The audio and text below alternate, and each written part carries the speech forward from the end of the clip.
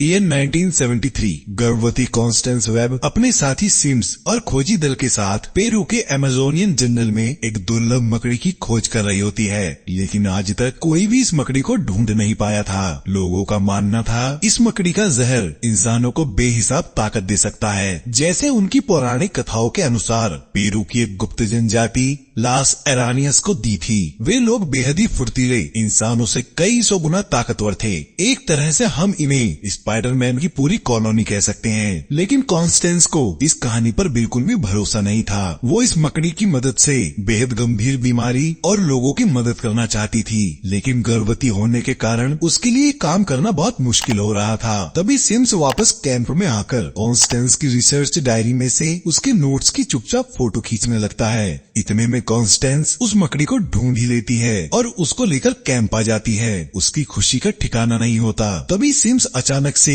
अपने ही दल के दो लोगों को गोली मार देता है और कॉन्स्टेंस से कहता है, ये मकड़ी मुझको मेरे लिए चाहिए। इतना कहते ही वो कॉन्स्टेंस से उस जार को छीनने लगता है और उनकी हाथापाई में कॉन्स्टेंस को गोली लग जाती है। सिम्स उसको वहीं मरता हुआ छोड़ मकड़ी वाला जार लेकर वहाँ से भाग जाता है। लेकिन तभी लास अरानियस जनजाति का मुखिया सैंटियागो वहाँ आकर कॉन्स्टेंस को अपने गुप्त ठिकाने पर पानी में लिटाकर मकड़ी से उसका इलाज करने की कोशिश करता है। वो उसकी बच्ची को तो बचा लेता है, जिसका नाम वो केसी रखते हैं। लेकिन कॉन्स्टेंस के मरने से पहले वो उससे वादा करता है कि जब ये लड़की अपने सवालों के साथ यहाँ वापस लौटेगी तो मैं इसका यही इंतजार करूंगा। इस घटना के 30 साल बाद 2003 में कॉन्स्टेंस वेब की बेटी कैसी वेब न्यूयॉर्क शहर में एक पैरामेडिक का काम करती है, जो अस्पतालों के बाहर ही लोगों को इमरजेंसी की चिकित्सा सेवा देती है। और इस काम में उसका पार्टनर बेन पार्कर होता है, जो भविष्य में पीटर पार्कर यानी कि हमारे स्पाइडरमैन का अंकल है। बेन कैसी को अपनी sister in law Mary Parker के बेबी शावर में इनवाइट करता है। फिर घर वापस आकर कैसी एक पुराना सिंदूक निकालकर उसमें उसकी माँ की फोटो, उनकी रिसर्च डायरी और बाकी चीजों को देखने लगती है। अगली सुबह कैसी बेन के साथ एक पुल पर पहुँचती है। वहाँ गाड़ियों का एक्सीडेंट होने के कारण एक गाड़ी में उसका ड्राइवर फंस जाता है। ऊपर से वो गाड़ी पुल से आधी नीचे लटकी हुई होती है। कैसी गाड़ी के अंदर जाकर बैन की मदद से उस आदमी को सही सलामत बाहर निकाल लेती है, लेकिन कैसी खुद गाड़ी में लॉक होकर नीचे नदी में गिर जाती है। पानी के अंदर कैसी को पहली बार वेब ऑफ लाइफ दिखाई देती है, जिससे जुड़ने के बाद वो एक पल के अंदर अपनी मृत्यु तक का समय देख लेती है। इतने में बैन की कोशिशों की वजह से केसी को होश आ जाता है। बैन केसी को बताता है, तुम पूरे 3 मिनट तक पानी के अंदर थी, तुम्हारी धड़कन भी बंद हो गई थी। फिर बैन कैसी की जांच करता हुआ देखता है कि उसकी ऑक्सीजन का लेवल अपने आप 79 से बढ़कर 89 हो गया है। तभी वही पल केसी के सामने फिर से रिपीट होता है कि बैन उसकी जांच कर रहा है और उसका ऑक्सीजन लेवल 79 से 89 हो गया है। इस पर कैसी उससे कहती है, अभी कुछ देर पहले ही तो तुमने चेक किया था। इस बात से दोनों ही बड़ी हैरानी के साथ एक दूसरे को देखते हैं। केसी कुछ समझ ही नहीं पाती और उसको अपना भ्रम समझकर घर चली जाती है। वहीं दूसरी तरफ सिम्स ओपेरा हॉल से एक नेशनल सिक्योरिटी एजेंसी की एजेंट महिला को अपने घर ले आता है। उसके घर में आज भी वो दुर्लभ मकड़ी होती है, लेकिन सिम्स को हर एक रात एक ही इल्यूजन आता है कि मास्क पहने 3 लड़कियां जिनके पास पावर्स हैं, वो उसकी मकड़ी को ले जा रही हैं, जिसमें उनके साथ हाथापाई में सिम्स की मौत हो जाती है। असल में मकड़ी की वजह से सिम्स भी संभावित भविष्य देख सकता था, इसीलिए वो खुद को बचाने के लिए उन तीनों लड़कियों को मार देना चाहता था। उसी की वजह से वो इस महिला को अपने घर लाया था। वो उससे उसके द्वारा बनाया हुआ सॉफ्टवेयर और उसका पासवर्ड मांगता है। उसका वो सॉफ्टवेयर लोगों को उनके चेहरों की मदद से कहीं से भी आसानी से ढूंढ सकता था। सिम्स उसका पासवर्ड पाने के लिए उसका हाथ पकड़कर अपना जहर उसके शरीर में पहुंचा देता है, तो मरने से पहले महिला उस सॉफ्टवेयर का पासवर्ड उसे बता देती है। अगली सुबह कैसी मैरी के बेबी शावर में पहुंचती है। वहाँ सभी औरतें गेम खेलती हैं, जिसमें नंबर आने पर उनको अपनी माँ के साथ बिताए खास पल के बारे में बताना होता है। लेकिन जब कैसी का नंबर आता है तो उसके पास उसकी माँ की कोई याद ही नहीं होती, पर वो बताती है, जब आखिरी महीने में मैं उनके पेट में थी तो अमेज़न के जंगलों में घूमने चली गई थी, जिसकी वजह से टाइम पर मेडिकल ट्रीटमेंट न मिलने से उनकी मौत हो गई थी। लेकिन केसी को अपनी माँ की मौत का कोई गम नहीं था। फिर सभी होने वाले बच्चे का नाम गैस करने लगते हैं, लेकिन तभी कैसी के सामने वो पल फिर से रिपीट होता है, जहाँ वो बच्चे दूसरे का नाम फिर से गैस कर रही होती हैं। तो मैरी से कहती है, तुमने अभी एक पल पहले ही तो ये पूछा था। इस बात से वहाँ मौजूद सभी चौंक जाती हैं। इससे पहले वो सभी और कैसी कुछ समझ पाती, तभी बैन उसको एक इमरजेंसी के लिए बुलाकर ले जाता है। उस जगह पर पहुंचकर वो लोगों को बचाने की कोशिश करती है, लेकिन कैसी के सामने अचानक ओनिल का कार एक्सीडेंट हो जाता है, जिसमें उसकी मौत हो जाती है। लेकिन अगले ही पल ओनिल उसके सामने से फिर से अपनी कार की तरफ जाता हुआ दिखता है। तो कैसी को कुछ समझ नहीं आता, पर फिर भी वो ओनिल को ड्राइव करने की बजाय खुद उसकी गाड़ी ड्राइव करने के लिए कहती है। पर ओनिल उसको वही काम करने को कहकर गाड़ी लेकर जैसे ही निकलता है, उसका एक ट्रक के साथ एक्सीडेंट हो जाता है और उसकी ठीक वैसे ही मौत हो जाती है जैसे कैसी ने कुछ देर पहले ही देखी थी। अब जाकर कैसी को एहसास होता है ये सब उसका भ्रम नहीं, बल्कि घटनाएं होने से कुछ पल पहले ही उसको दिखाई दे रही हैं। वहीं दूसरी तरफ सिम्स एक हैकर की मदद से उस सर्विलेंस सॉफ्टवेयर को एक्टिवेट कर लेता है, जिससे उसको न्यूयॉर्क के हर एक कैमरे का एक्सेस मिल जाता है। फिर वही हैकर उन तीनों लड़कियों का चेहरा बना देती है। उन्होंने मास्क पहना था, लेकिन हैकर उनका मास्क हटा देती है। उन लड़कियों की कम उम्र देखकर सिम्स समझ जाता है कि अभी उनको पावर्स नहीं मिली हैं, इसीलिए अगर पावर मिलने से पहले वो उन्हें मार दे तो उसके लिए आसानी होगी। वहीं कैसी अपने साथ हो रहे हादसों की वजह से एक डॉक्टर के पास आकर अपनी मेडिकल जाँच करवाती है। उसकी रिपोर्ट्स देखकर डॉक्टर कहती है कि तुम बिल्कुल ठीक हो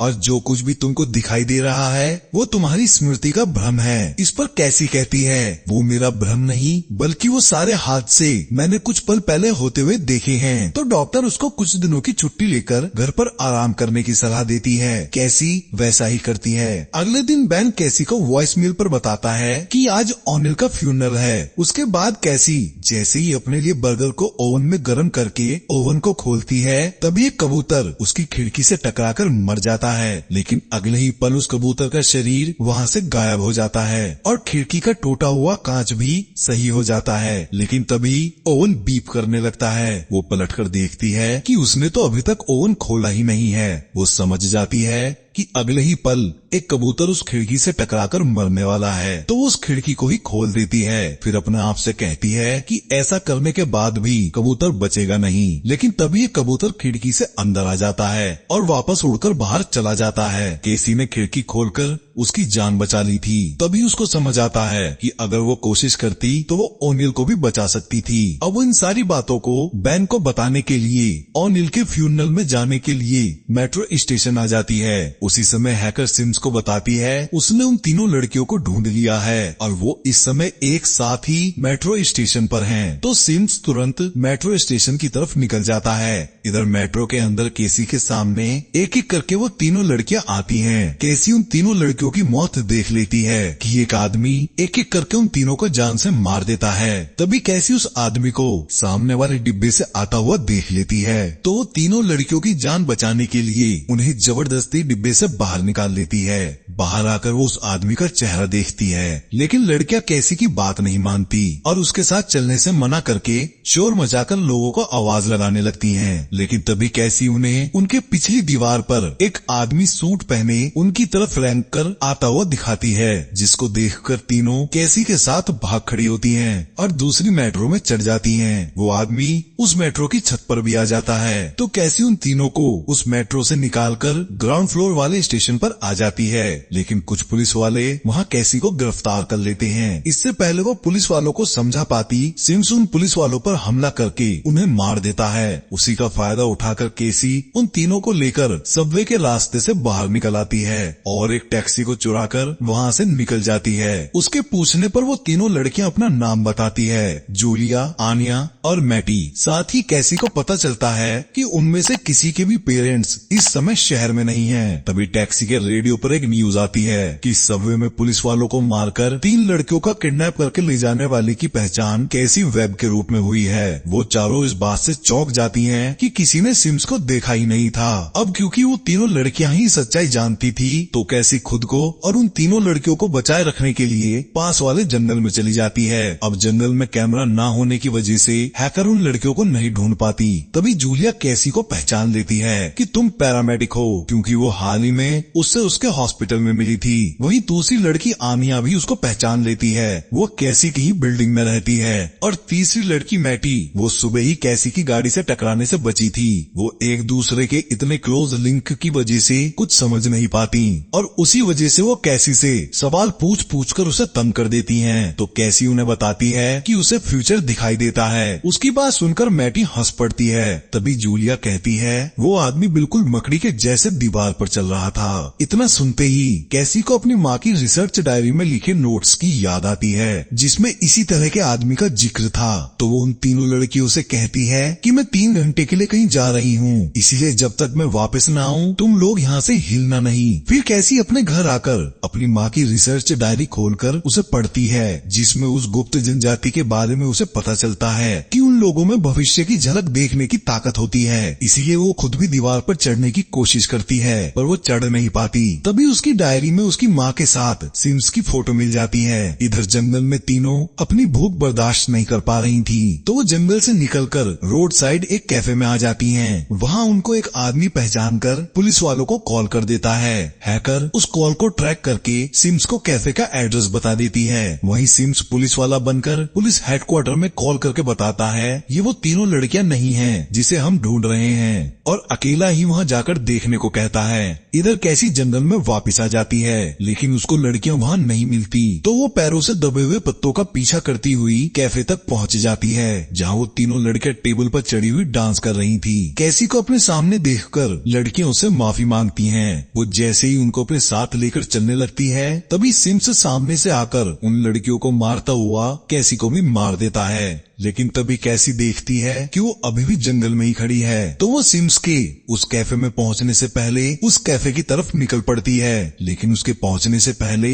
सिम्स उन लड़कियों के सामने पहुंच जाता है। इससे पहले सिम्स उन लड़कियों को मार पाता तभी कैसी गाड़ी समेत उस कैफे में घुसकर सिम्स को गाड़ी से टक्कर मार देती है और लड़कियों को टैक्सी में बैठा देती है। लेकिन उनको ले जाते समय सिम्स कुछ सेकंड्स के लिए केसी का हाथ पकड़ लेता है जिससे उसका जहर केसी के नसों में आ जाता है। केसी फिर भी तीनों लड़कियों को लेकर वहाँ से निकल जाती है और गाड़ी के अंदर उन पर बहुत भड़कती है। इधर हैकर केसी के बारे में इंफॉर्मेशन निकालकर सिम्स को बताती है कि वो कॉन्स्टेंस वेब की बेटी है। ये बात सुनकर सिम्स का दिमाग हिल जाता है, उसको यकीन ही नहीं होता। वहीं दूसरी तरफ कैसी उन तीनों लड़कियों को एक मॉर्टल में ले आती है। अब क्योंकि लड़कियों के पेरेंट्स शहर में नहीं होते तो कैसी उनको पुलिस के हवाले करने की बात कहती है। तभी आनिया अपने एक राज खोलती है कि 6 महीने पहले उसके पापा को डिपोर्ट किया जा चुका है और अगर पुलिस वालों को मेरे बारे में पता चलेगा तो वो मुझे भी डिपोर्ट कर देंगे। फिर उन तीनों के सो जाने के बाद कैसी फिर से उसी कैफे में जाती है। वहाँ संभावित भविष्य में सिम्स उसको बताता है आने वाले समय में जब इन तीनों लड़कियों के पास पावर होगी वो मुझे मार देंगी, इसीलिए पावर मिलने से पहले मैं ही उन्हें मार देना चाहता हूँ। और कैसी से उन लड़कियों का पता पूछता है। तभी कैसी की आंखें खुल जाती है। वो अभी भी लड़कियों के साथ सो रही थी। सुबह होते ही कैसी सारी बात उन लड़कियों को बताती है कि उस आदमी का नाम सिम्स है और वो अपने हाथों से जहर इंजेक्ट कर सकता है। वो जितनी देर तक तुम्हें पकड़ेगा उतना ही जहर तुम्हारे अंदर समाता चला जाएगा जिससे तुम्हारी धड़कनें रुक जाएंगी, लेकिन उससे भी बचा जा सकता है। उसके लिए तुम्हें उस आदमी को सीपीआर देना होगा। और फिर उन तीनों को सीपीआर देने का प्रोसेस समझाती है। फिर कैसी उन्हें बताती है कि सिम्स के पास जो पावर है वो वैसी ही है जैसे मेरी माँ की रिसर्च डायरी में लिखी हुई है। इसीलिए इस बात की और सच्चाई का पता लगाने के लिए मुझे पेरू के जंगलों में जाना होगा। तो कैसी उन तीनों लड़कियों को बैन के यहाँ छोड़कर अपनी माँ की डायरी, फोटोज और एक नक्शा लेकर पेरू के जंगलों में पहुँच जाती है और उन गुप्त जनजातियों को ढूंढने लगती है। फिर कुछ ही देर बाद उस जनजाति का मुखिया सैंटियागो उसके सामने आ जाता है और उससे कहता है आखिरकार तुम जवाब ढूंढने के लिए वापस आ ही गई। वो उसको वहाँ ले जाता है जहाँ उसका जन्म और उसकी माँ की मृत्यु हुई थी। वहाँ पहुँचकर कैसी उससे कहती है मुझे नहीं पता मेरी माँ ने यहाँ आने के लिए मेरी जान जोखिम में क्यों डाली थी। इस पर सैंटियागो उससे कहता है ये सब जानने के लिए तुमको उस समय में जाना होगा जब तुम पैदा हुई थी, क्योंकि तुम्हारी कहानी तुम्हारे पैदा होने से पहले ही शुरू हो गई थी। और फिर वो कैसी की आत्मा को उसके शरीर से अलग कर देता है, जिससे उसकी आत्मा उनके पवित्र पानी में गिर जाती है और वेब ऑफ लाइफ उसको उस समय ले आती है। और कॉन्स्टेंस इन्हीं जंगलों में उस मकड़ी को ढूंढ में आई थी। फिर कैसी अपने जन्म तक की घटना को अपनी आंखों के सामने होते हुए देखती है। फिर वो समय में और पीछे चली जाती है, जहाँ एक डॉक्टर उसकी माँ की रिपोर्ट्स के बारे में उसे बताती है कि जो बच्ची उसके पेट में पल रही है उसको मियासिस्थीनिया ग्रेवियस नाम की एक बीमारी है, जिसका इलाज अभी तक कोई ढूंढ नहीं पाया है। और इस बीमारी की वजह से इस बच्ची की जिंदगी का कोई भरोसा नहीं है। अब जाकर केसी को सच्चाई पता चलती है कि प्रेगनेंसी के आखिरी समय में वो उसी को जिंदा रखने के लिए जंगल में घूम रही थी, क्योंकि इससे पहले केसी को लगता था कि उसकी माँ को उसकी कोई परवाह ही नहीं थी। सच्चाई जानकर केसी बहुत रोती है। उसके बाद केसी की आत्मा उसके शरीर में वापस आती है। वो सैंटियागो से पूछती है, आपने ये सब कैसे किया? तो वो बताता है, ये मैंने नहीं, ये तुम्हारी ही शक्तियों ने किया है, जिसका एहसास तुम्हें होने लगा है। इस पर कैसी उससे कहती है कि मैं सिर्फ भविष्य देखने की शक्ति से उन तीनों लड़कियों को बचा नहीं सकती, क्योंकि सिम्स जैसी शारीरिक शक्ति मुझ में नहीं है। तो सैंटियागो उससे कहता है, भविष्य देखना तो बस तुम्हारी शक्तियों की एक शुरुआत है, क्योंकि तुम्हारे दिमाग में जो ताकत है उस पर काबू पाने के बाद तुम वेब और उसकी ऊर्जा की शक्ति से एक ही समय में कई जगह हो सकती हो, और तुम इकलौती हो जो भविष्य को भी बदल सकती है। और जब तुम हालातों से लड़ने की जिम्मेदारी को उठाओगी तो तुम्हें तुम्हारी पावर्स भी मिल जाएंगी। वहीं दूसरी तरफ एक हफ्ता बीत जाने के बाद भी सिम्स उन लड़कियों को ढूंढ नहीं पाया था, जिसकी वजह से उसकी बेचैनी बढ़ रही थी। इधर बेन के यहाँ मैरी के बेबी आने का टाइम हो जाता है, तो बेन एम्बुलेंस को कॉल करता है, लेकिन मैरी इतनी देर इंतजार नहीं कर सकती थी। तो लड़कियां बैन के साथ उसको लेकर हॉस्पिटल के लिए निकल जाती हैं, जिसकी वजह से हैकर मैटी का चेहरा ट्रैक कर लेती है और सिम्स को बताती है वो सभी हॉस्पिटल जा रही हैं। तभी कैसी भी बैन के घर आ जाती है। वहाँ कैसी समय में पीछे जाकर झाँक कर देखती है कि बैन सबको लेकर हॉस्पिटल गया है और भविष्य में सिम्स ने रास्ते में उन्हीं लड़कियों पर हमला कर दिया है। तभी कैसी के सामने एम्बुलेंस पहुँचती है, तो कैसी एम्बुलेंस को चुराकर हॉस्पिटल की तरफ निकल जाती है। इधर हैकर उनके रास्ते में आने वाली सभी सिग्नल्स को ग्रीन कर देती है, जिसकी वजह से बैन की गाड़ी फंस जाती है। तभी सिम्स उनके बोनट पर चढ़ जाता है। इससे पहले सिम्स बैन की गाड़ी को बम से उड़ा पाता, तभी कैसी एम्बुलेंस से सिम्स को टक्कर मार देती है, जिसकी वजह से ग्रेनेड उसके हाथ से छूटकर दूसरी गाड़ी के नीचे जाकर फट जाता है। उसी का फायदा उठाकर केसी उन तीनों लड़कियों को एम्बुलेंस में अपने साथ बैठा लेती है और बैन से मैरी को हॉस्पिटल ले जाने के लिए कहती है। लड़कियों को एम्बुलेंस में जाता हुआ देख सिम्स उनके पीछे पड़ जाता है और जैसे ही सिम्स उनकी एम्बुलेंस की छत पर कूदता है, तभी कैसी के कहने पर आन्या एम्बुलेंस की छत पर एटीसी के करंट को छोड़ देती है, जिससे सिम्स को बहुत जोर से झटका लगता है और वो दूर जाकर गिरता है। अब वो लोग जैसे ही एम्बुलेंस से एक अंडरपास में आते हैं, उनकी गाड़ी बंद हो जाती है। तभी कैसी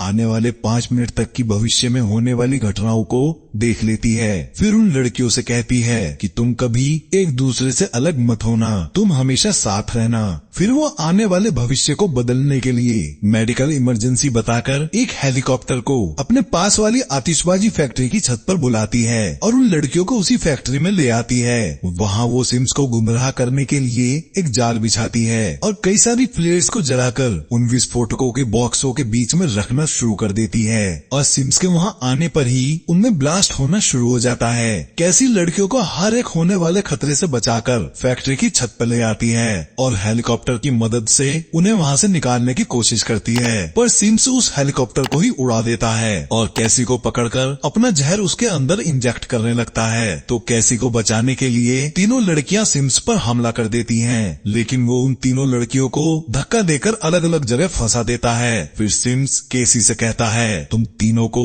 एक साथ नहीं बचा सकती। तभी कैसी के कानों में सैंटियागो की एक बात गूंजती है कि जब तुम्हारे अंदर किसी को बचाने की इच्छा प्रबल होगी, तभी तुम्हारी शक्तियाँ तुमको मिल जाएंगी। उसी समय कैसी के अंदर से वेब ऑफ लाइफ उसी के 3 रूप बनाकर उन तीनों लड़कियों को एक साथ बचा लेती है, लेकिन सिम्स उसको घूंसा मार देता है। फिर कैसी धीरे धीरे सिम्स को उस जगह ले जाती है जहाँ उसने सिम्स की मौत को देखा था। ठीक उसी जगह सिम्स के ऊपर लोहे का जाल गिरता है और फिर उसके ऊपर बोर्ड गिरने की वजह से उसकी मौत हो जाती है। लेकिन उसी के साथ पूरा बोर्ड गिरने की वजह से केसी भी समुद्र में गिर जाती है, लेकिन पानी के अंदर एक जलती हुई आतिशबाजी केसी के चेहरे से टकरा जाती है, जिससे वो पानी में ही बेहोश हो जाती है। तो वो लड़कियां उसको वहाँ से बाहर निकाल कर लाती हैं। वो देखती हैं कि केसी की सांसें चलना बंद हो चुकी हैं, तो तीनों मिलकर उसे सीपीआर देने लगती हैं। केसी की धड़कन फिर से चालू हो जाती है, उसे होश आ जाता है, लेकिन केसी अपनी आंखों की रोशनी खो चुकी थी। उसी समय हॉस्पिटल में मैरी को बेटा होता है, पीटर पार्कर। इधर तीनों लड़कियां केसी के साथ उसके हॉस्पिटल रूम में होती हैं। तभी एक नर्स आकर उनसे पूछती है, आप पेशेंट की कौन हैं? तो केसी कहती है, ये मेरी फैमिली है। इस बात से वो सभी खुश होती हैं। हादसे की वजह से कैसी